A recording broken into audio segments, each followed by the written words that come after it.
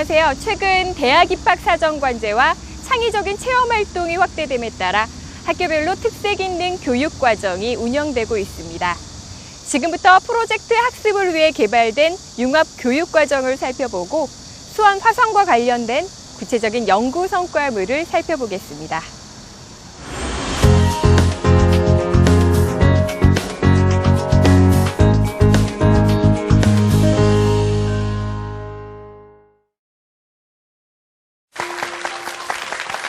최근 우리 사회는 문이과 구분을 없애고 다양한 분야를 넘나드는 융합형 인재를 양성하자는 목소리가 커지고 있다.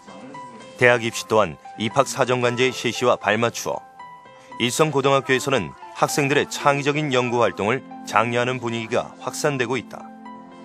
개정교육과정 역시 창의적 체험 활동과 학교 자율과정을 통해 진로 적성에 적합한 핵심 역량을 키울 수 있도록 개선되었다. 단위학교 연구활동을 실현하기 위해 2009년 김평원 박사에 의해 개발된 융합교육과정은 수레바퀴 모형에 비유할 수 있다. 수레바퀴 모형은 바퀴통에 해당하는 중심 테마가 바퀴살에 해당하는 교과별 작은 연구들로 확장한 후 바퀴테에 해당하는 글쓰기와 말하기 교육을 통해 융합하면서 발전하도록 설계되었다. 이러한 융합교육과정은 인문계, 자연계, 예체능계를 보다 큰 프레임으로 묶은 학제적 연구를 학생들에게 미리 체험하게 한다는 점에서 융합형 인재를 키워낼 수 있는 교육 방법이다. 융합교육과정은 자료를 모아 정보를 만들고 이를 지식으로 구축하여 융합한 후 논문과 다큐멘터리와 같은 다양한 저작물을 만들어내는 작품화 과정을 거치게 된다. 이는 인문학 측면과 커뮤니케이션 측면이 약한 미국의 스팅 교육과는 차별되는 한국형 융합교육 모델이다. 융합교육과정은 전통과학에서 인문, 자연, 예술이 함께 만날 수 있는 융합 콘텐츠를 만들어가는 것이 핵심이다. 이 융합교육과정은 교사가 직접 프로젝트를 설계하고 학생들이 공동연구자로 참여하는 방식의 프로젝트 수행법이다. 따라서 지도교사는 학생들에게 막연하게 연구하라고 권장하는 것이 아니라 대학 연구팀의 지도교수와 마찬가지로 연구 설계와 절차에 적극적으로 개입하게 된다. 이 융합교육과정은 융합이라는 단어가 학술용어로 자리 잡은 뒤 처음으로 만들어진 교육과정이라는 점에서 아주 높이 평가할 만합니다. 최근 대학 입학 사정관제의 확대 실시와 발맞추어 교육 현장에서는 다양한 연구 활동을 장려하고 있다. 2009년 개발된 융합교육과정은 2010년 마포고등학교에 최초로 적용되었다. 마포고등학교는 신기정과 관련된 6개의 개별 연구를 융합하여 대학 연구팀 못지않은 성과를 내 KBS 9시 뉴스에 소개된 바 있다. 화차의 공이 컸는데요. 이 화차가 400여 년 만에 고등학생들의 손으로 복원됐습니다. 최영은 기자입니다. 2011년에는 하나고등학교에서도 과제연구 수업에 융합교육과정을 적용하였다. 결국 2011년에는 수원 화성을 테마로 김평원 박사가 설계한 융합교육과정이 특목고와 일반고에 동시에 적용된 것이다. 한 학기 동안 마포고등학교는 8개의 개별 연구가 진행되었고 하나고등학교는 12개의 개별 연구가 진행되었다.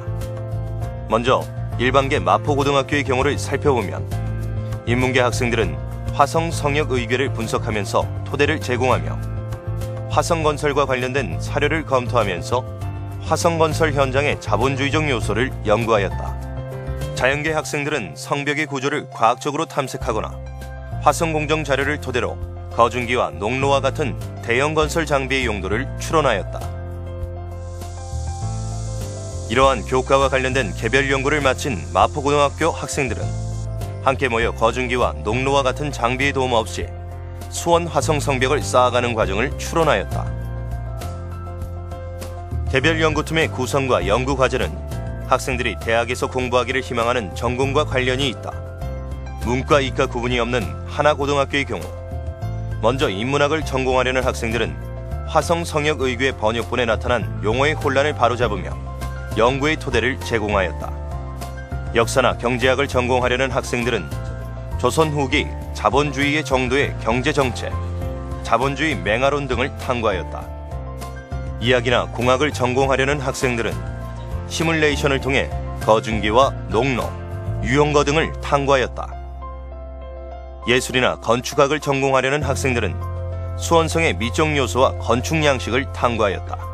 이러한 교과와 관련된 개별 연구 성과를 논문으로 발표한 하나고등학교 학생들은 함께 모여 수원 화성건설의 숨은 공신이 거중기나 농로와 같은 건설 장비가 아니었음을 추론하였다. 하나고와 마포고 연구팀은 수원 화성건설의 숨은 공신을 밝혀내는 메타 융합교육 과정에 들어갑니다. 보시는 바와 같이 거중기에는 바퀴가 존재하지 않습니다. 이동성을 전혀 고려하지 않았다는 점을 알 수가 있겠지요. 한데 더 재미있는 사실은 거중기는 오직 한 대뿐만이 이 수원 화성을 건축하는 데 사용되었다는 점입니다. 메타 융합 교육 과정을 통해 마포 하나 융합 연구팀은 수원 화성을 단기간에 건설할 수 있었던 숨은 공신이 거중기와 같은 장비가 아니라 성과 중심의 인적 자원 관리와 탄력급 문제로 대변되는 경영학적 혁신에 있었음을 주장하였다. 메타 융합 교육 과정이란 한 개 이상의 융합 교육 과정을 다시 융합한 것을 말합니다. 예를 든다면 하나고등학교 융합 교육 과정과 마포고등학교 융합 교육 과정을 다시 융합해서 새로운 형태의 융합연구로 발전하는 것을 말합니다.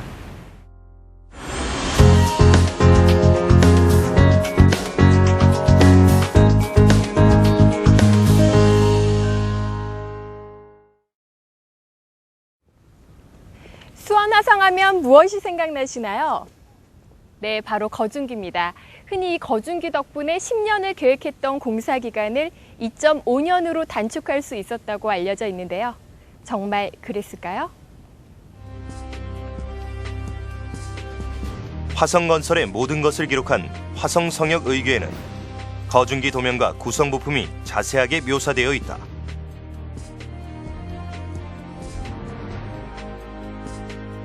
문제는 이 거중기를 단 한 대만을 사용했다는 점이다.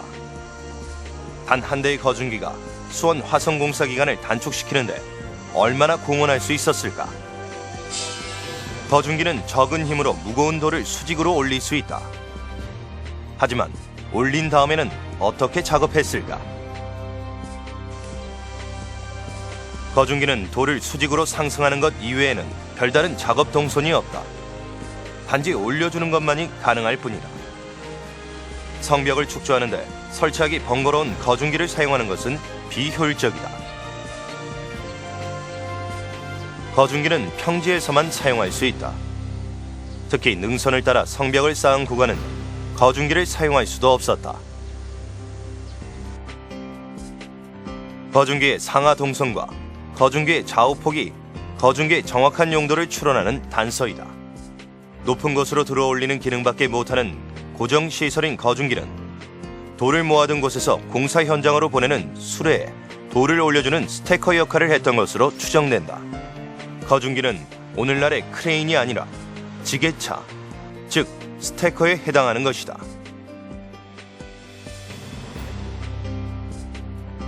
화성성역의궤에는 거중기와 마찬가지로 농로의 도면과 구성 부품을 자세하게 소개하고 있다.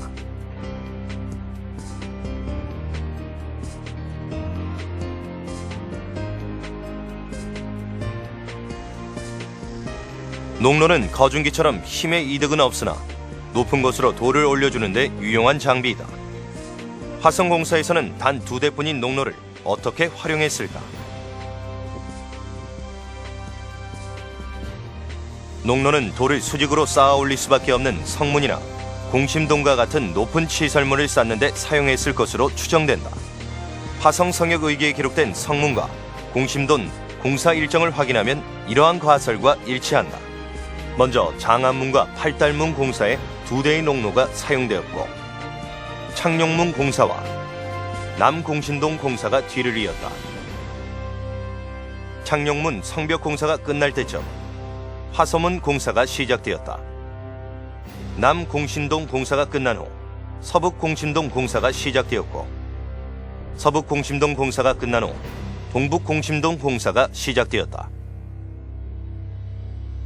결국 전반기에는 2대의 농로로 2곳의 성문공사를 진행하였고 후반기에는 한 대는 성문공사에 한 대는 공심동 공사에 농로를 사용했음을 알 수 있다. 이처럼 수원 화성의 공정관리는 한정된 자원과 장비를 효율적으로 배분하여 공정을 관리하는 현대경영학과 견주어도 손색이 없을 만큼 체계적이다.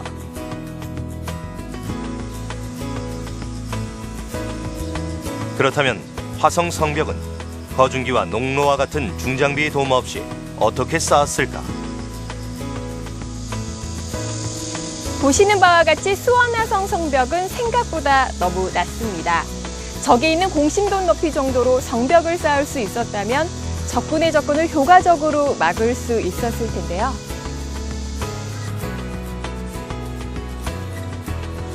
화성 성벽은 당시 화포 사양이 일반화된 경향을 반영하여 높이가 낮게 설계되었으며 외부 포격을 견딜 수 있도록 성벽 안쪽으로 튼튼하게 다진 언덕을 만들었다.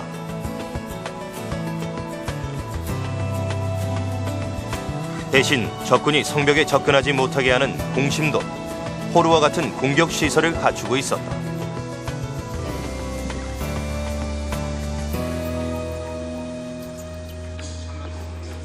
이처럼 화성의 낮은 성벽 구조를 고려하면 화면에서 보는 것처럼 거중이나 농로를 사용하여 성벽을 쌓는 모습은 잘못 추론한 것이다. 그렇다면 성벽은 어떻게 쌓았을까?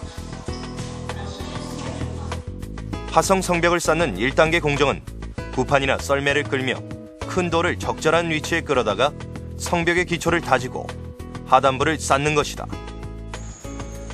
하단부의 돌은 매우 크고 무겁기 때문에 들어 올려 이동하기보다는 끌면서 옮겼을 것이다. 2단계 공정은 사람이 끄는 동차를 활용하여 중간 크기의 돌을 끌어다가 성벽 하단부와 중간을 쌓는 것이다. 1단계와는 달리 경사가 점차 높아지기 때문에 끌기보다는 바퀴가 있는 동차를 적극 활용하였을 것으로 추정된다. 돌을 쌓으면서 흙을 다지는 달구질도 함께 했을 것이다.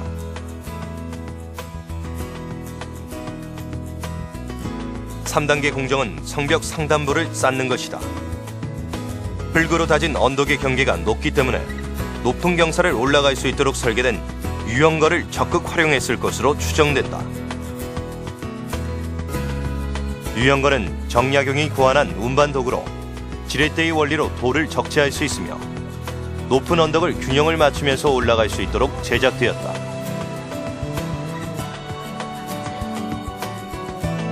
4단계 공정은 성각휘, 즉 여장을 쌓는 단계로 돌을 끌어올려 쌓은 것이 아니라 작은 벽돌을 활용하였다.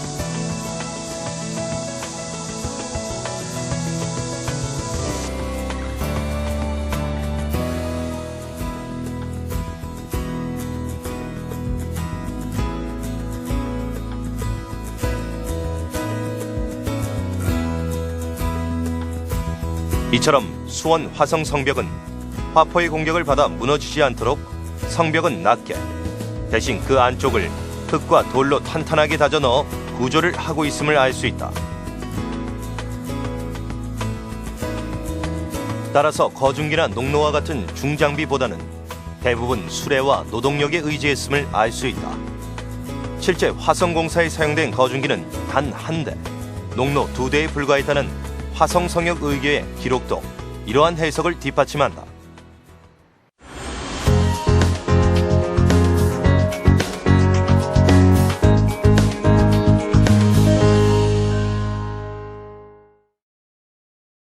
이처럼 수원화성 공사 기간을 4분의 1로 단축할 수 있었던 것은 거중기와 농로와 같은 중장비가 아니라 바로 인적 자원의 힘이었습니다. 그렇다면 무엇이 사람들을 열심히 일하게 만들었을까요? 거중기와 농로의 사용이 극히 제한되었다는 점에서 화성건설의 대부분은 임금 노동자의 힘으로 이루어졌다. 화성성역의궤 제4권 공장에는 장인들의 명단과 소속, 노동일수가 상세히 기록되어 있다. 장인뿐만이 아니라 노역에 참가한 노동자의 이름과 근무 사항을 일일이 기록하고 있다. 단을 채우는 데 따라 품삯을 얼마씩 준다면 그들은 자신이 계산하여 많이 줘 나를수록 이익이 많으므로 힘껏 일을 하여 며칠 안 되어 채울 수 있을 것이다. 날품을 주는 것과 비교하면 비용이 절약되고 공정도 빠를 것이다. 782일 연구원 학생들이 화성 성역 의궤에 기록된 노동자 근무 일자를 일일이 입력하고 있다. 화성 건설에 참여한 노동자의 임금은 일당제가 아니라 성과급제에 의한 노임 지급 방식이 적용되었다. 수원 화성 공사장에서는 작업량과 난이도에 따라 노임 수당이 매겨졌고 사람들은 자신의 노동 가치를 높이기 위해 노력하였다. 화성 성역 의궤의 작업 현황을 수치로 바꿔 계산한 결과 단순 노역이 아닌 전문적인 기능을 갖추고 있는 근로자의 평균 노동일은 208.18일이며 표준 편차는 188.07일로 나타나 노동자 간 개인 편차가 상당히 큰 편이다. 이는 현대 탄력 근무제로 노동 생산성을 높인 것과 같다. 품삯을 날짜로 계산해서 주지 않고 짐을 단위로 해서 거리에 원근을 헤아려 차등을 둔다면 강한 자는 넉넉히 백전을 취할 것이요 약한 자도 제 한몸 가리기에는 족할 것이다. 여기서 우리가 주목해야 할 점은 당시 성역소에서 돌을 사들였다는 사실이다. 백성들은 돌을 직접 채취해 규격에 맞게 다듬어 성역소에 제출하고 돈을 받았다.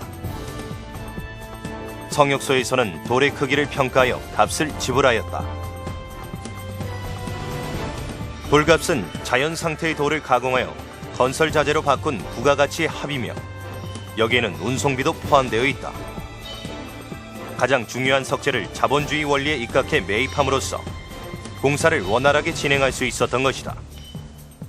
이처럼 성과 중심 인적 자원 관리와 탄력 근무를 통해 노동 생산성을 높였다는 점에서 정조와 정약용 모두 자본주의 정신과 경영학적인 마인드를 가지고 있음을 알 수 있다. 공사 비용을 꼼꼼하게 적은 화성 성역 의궤 권 5와 권 6 재용편은 현대 회계장부이다. 전체 공사비는 물론 건물별로 꼼꼼하게 비용을 다 기록하고 있다. 화면은 장안문을 건설하면서 들어간 비용과 인건비 등을 정리한 부분이다. 학생들은 총 비용 87만 3,518량이 들어간 화성건설 사업은 당시 조선 국내 총생산의 0.08%에 달하는 규모였음을 추론하였다. 현재 정부가 추진 중인 신도시 계획 사업 중에서 이와 비슷한 규모의 건축 사업은 김포 한강 신도시 계획 사업이다. 해마다 국내 총생산, 즉 GDP의 0.08% 규모의 공사 비용을 지출하고 있는 김포 신도시 사업은 투자 규모의 2.3배만큼 생산 유발 효과가 나타났으며 1조 원당 26,970명이라는 고용 유발 효과가 나타났다. 화성건설 역시 노동 효율을 극대화할 수 있는 미시적 측면과 더불어 고용 창출이라는 점에서 당시 조선 거시경제에 미치는 영향이 컸을 것이다. 대규모 토목공사를 통해 농토에서 이탈한 유민을 노동자로 흡수한 후 노임을 통해 경제적 부를 재분배하는 효과를 보았던 것이다. 이는 정조와 다산이 의도하지 않았더라도 이미 뉴딜 정책에 해당하는 것이다. 교과서에서는 수원 화성을 실학정신으로 세웠음을 강조하고 있다. 하지만 그 실학정신이 거중기로 상징되는 공학기술의 한정에서는 곤란하다. 이제 수원 화성을 세운 실학정신은 경영혁신까지 확장되어야 한다.